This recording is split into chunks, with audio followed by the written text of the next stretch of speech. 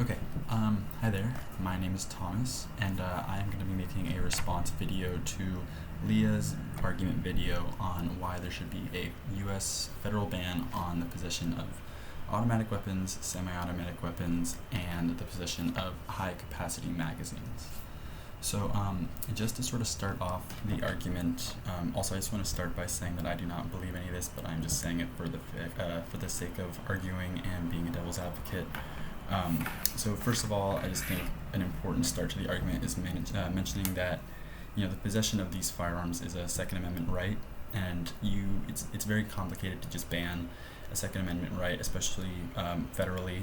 I think to do so, it's a pretty complicated situation because when you ban a Second Amendment right, banning any amendment right, that's something that our government is built on. These are ideals and traditions that our country is built on, and our government as well.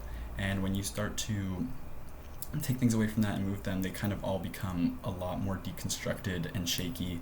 And when you start to edit one of them or completely ban the possession of firearms, or at least semi-automatic and automatic, and kind of dramatically alter the Second Amendment right, a lot of them can just then be questioned, and then they become a lot less valuable, and our values of what our government is built on become a lot more shaky.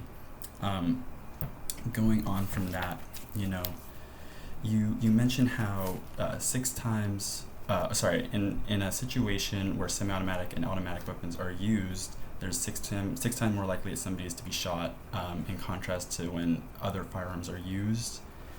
And you also mentioned how there's not really a reason for these firearms that are so, lethal, especially in mass situations, and how, there are rationale and reasons for using other firearms for the sake of self-defense and hunting, but there isn't a reason for these massively lethal weapons. And I think it's important to mention that, even though that you can use other weapons for hunting and for self-defense, commonly, and for a lot of citizens in the U.S., semi-automatic and automatic firearms are used for self-defense and for hunting. That's a common practice that we've seen, and whether you want to say it's reasonable or not, and it's whether it's rational to use these, that becomes a bit muddled to say, these ones you should be used and these ones should not, especially when they're being used for the same thing. Even though I agree that one is more lethal than the other, they still are used as self-defense and for hunting.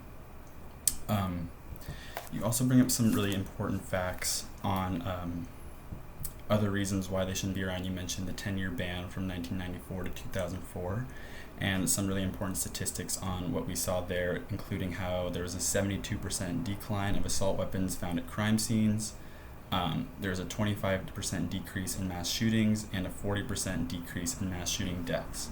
Of course, these numbers are important, but I do think that in hypothetical situations where firearms, semi-automatic and automatic firearms, are banned, a problem that we'll still see is that whether someone's going to South America, people will still have these firearms in the U.S. They won't be completely obsolete, and the problem with that is then they will be, brought in a lot more illegally, and then it will be almost purely just criminals who have possession of these weapons. And then if it is purely criminals who have possession of these weapons, then those who are not criminals do not have the access to these and aren't really quite as well equipped to defend themselves against people who do have these weapons. So it creates a bit of a power imbalance in crimes, especially because we will see criminals having these firearms and civilians not, who need to be able to protect themselves against people who do have these weapons. Not only that, in situations of mass violence, whether it's people attacking civilians or people attacking the government, or whether it may be something like that, having these weapons are a lot more capable for protecting against large groups of people. Forbid that there's ever situations where large groups of people need to be attacked. These are the guns that are used for those situations. And in another hypothetical situation that hopefully, of course, would never happen, if the people ever need to protect against the government, if the government is ever, for some reason attacking civilians, or if they're in a situation where they need to defend themselves again against people who are a lot more equipped than they are and have, access to a lot more weapons, These possession of semi-automatic and automatic weapons, as well as high-capacity magazines, are somewhat important to be able to keeping that balance between, the people and the people in power.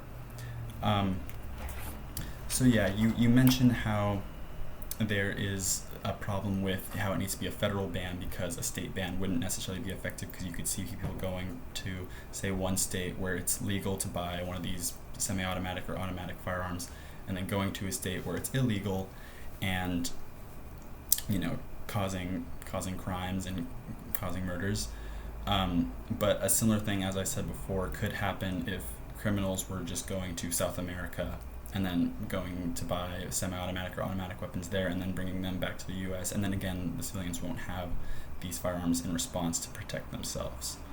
So all in all, in terms of self-defense, keeping power balances between criminals and civilians, as well as civilians and people in power and people in government, to keep that level of defense the same, as well as to protect our Second Amendment rights and to keep our values in our government, in our country, sound.